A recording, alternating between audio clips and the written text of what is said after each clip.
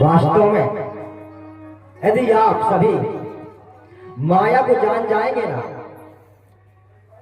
तो तुरंत छूट जाएगा। अंधकार में रहने वाला व्यक्ति प्रकाश को नहीं जान देख सकता, समझ सकता, एक है। अज्ञान में रहने वाला ज्ञान को कहां समझ सकता है। ऐसे ही जो व्यक्ति माया में रह रहा है वह भगवान को तो समझ ही नहीं सकता है, वह माया को भी नहीं समझ सकता है।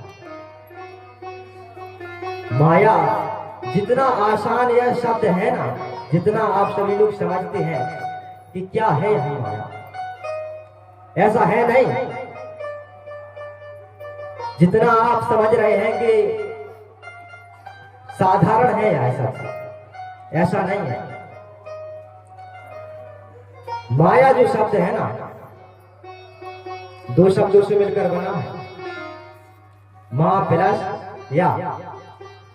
मां माने नहीं, या माने जो है नहीं फिर भी दिखाई दे, यही तो माया है। जैसा आप सभी देख रहे हैं ना, यह वैसा है नहीं, बिल्कुल नहीं है। वास्तविकता ऐसी ही है, जैसा देख रहे हैं वैसा है नहीं, और जैसा है वैसा देख नहीं पा रही है। यही तो विलक्षणता है इस भगवान के मायावी खेल की।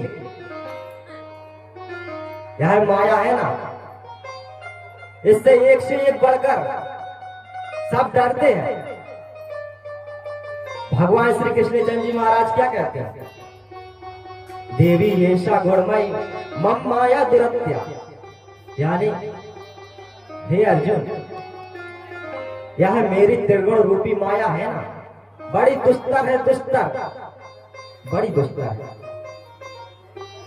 जो माया सब जगह ही नचावा, जासु चरत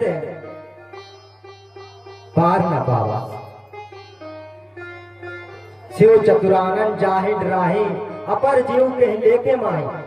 और कोई की बात छोड़ ही दीजिए, स्वयं ब्रह्मा जी शंकर जी भी इससे डरते हैं। ऐसी यह ठगनी माया है। तो देख रहे हैं, जैसा दिखाई दे रहा है वैसा है नहीं, इसकी वास्तविकता कुछ और ही है। इस संसार को मिथ्या कहा गया है। शंकर जी भी कहते हैं, उमा कहूं मैं अनुभव अपना, शत हरि भजन जगत सब सपना। यह कुछ है नहीं फिर भी दिखाई दे रहा है। आपने जादूगर को देखा होगा, वह क्या करता है? खेल दिखाता है। कहीं आग जला देता है, कहीं मिठाई मंगा देता है, कहीं किसी को कबूतर बना देता है। लेकिन आप सोचेंगे उसकी जो वास्तविकता है, उसकी जो सच्चाई है इसके पीछे, आखिर कैसे करता है ये सब, यह नहीं समझ पाते। बताइए, जब आप एक छोटे से जादूगर के खेल को नहीं समझ पाते हैं, तो वह भगवान तो महान जादूगर है, उसके खेल को कैसे समझ सकते हैं? इतना आसान नहीं है समझ पाना। तो यह जो माया है, यही प्रश्न नारद जी का था। जब वो एक दिन प्रेम से बोली सदगुरुदेव जी महाराज की जय। नारद जी एक दिन क्या है, वेद सदग्रंथ पढ़ रहे थे। उन्होंने पढ़ते पढ़ते देखा कि एक शब्द दिखाई दिया है। क्या? वह था माया। 2 अक्षर का शब्द होता है माया। उन्होंने देखा, जैसे ही वह शब्द उन्होंने पढ़ा, देखा, तो वह परेशानी का कारण बन गया उनके लिए। कैसा? उन्हें समझ में नहीं आया कि जी माया क्या है। जैसे लोगों के समझ में नहीं आता, वह जान नहीं पा रहे हैं अभी है कि माया है कितनी। हमारे जीवन को कहां गर्त में ले जा रही है। बड़ा मीठा जहर देती है यह माया, दुख में भी सुख दिखलाती है। भगवान श्री विष्णु जी महाराज भी कहते हैं, मास लुब्धो यथा मत्स्य लोह शंको न पश्यति, सुख लुब्धो तथा देहि यम बाधा न पश्यति। जैसे वह मांस की लोभी मछली होती है ना, वह इस लोभ के कारण वह लोहे के कांटे को, बंसी को नहीं देख पाती कि उसके पीछे दुख कितना बड़ा है। ऐसे ही है सुख का लोभी मनुष्य उस सुख के पीछे का दुख नहीं देख पा रहा है, यमराज की पास पीड़ाओं को नहीं देख पा रहा है। तो नारद जी तो परेशान थे कि यह माया क्या है। उन्होंने कई जगह पूछा, जगह जगह गए, बहुत खोज की, इस माया के बारे में कोई बता दे, इस उलझन से निकल जाए। लेकिन उन्हें ऐसा कोई नहीं मिला कि जो उन्हें संतुष्ट कर दे, यह माया है क्या।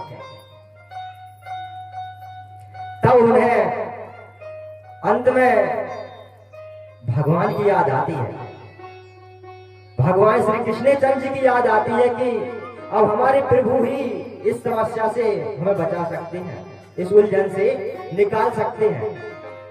वासुदेव ही हैं जो हमारी उलझन को मिटा सकते हैं। तो उन्होंने सोचा कि हमें भगवान श्री कृष्ण चंद्र जी के पास जाना चाहिए। वह उसी समय द्वारकाधीश के लिए चल दिए। द्वारकाधीश में कृष्ण जी से मिले तो कृष्ण जी बहुत प्रसन्न हुए। उन्होंने कहा, नारद जी आप बहुत बढ़िया किया, आप हमारे यहाँ आ गए, क्योंकि बहुत दिन हो गए थे, आपसे मुलाकात भी नहीं हुई थी। लेकिन ऐसा क्यों लग रहा है कि आप जैसे परेशान हैं। उन्होंने कहा, नारद जी ने, प्रभु वास्तव में हम परेशान ही हैं। उन्होंने कहा, कैसी परेशानी है। उन्होंने कहा, एक शंका है। हम वेद ग्रंथ पढ़ रहे थे और उसमें यह 2 शब्द का अक्षर माया आया और हमें समझ में नहीं आया कि ये क्या है। ये तो बहुत परेशान शब्द कर रहा है। तो उन्होंने कहा, प्रभु यदि आप इसके बारे में हमें जना दिखा दें, बता दें कुछ, तो बड़ी दया कृपा होगी। तो भगवान श्री कृष्ण जल्दी समझ गए कि ऐसे इनको बताएंगे बातों में मौखिक रूप से तो समझ में नहीं आएगा। तो उन्होंने कहा, उचित समय का इंतजार करना चाहिए। तो फिर उन्होंने कहा भगवान श्री कृष्ण चंद्र जी ने नारद जी से कि तुम तो हमारे हो, तुम कहीं और के हो क्या। हम आपको अवश्य बताएंगे इसके बारे में।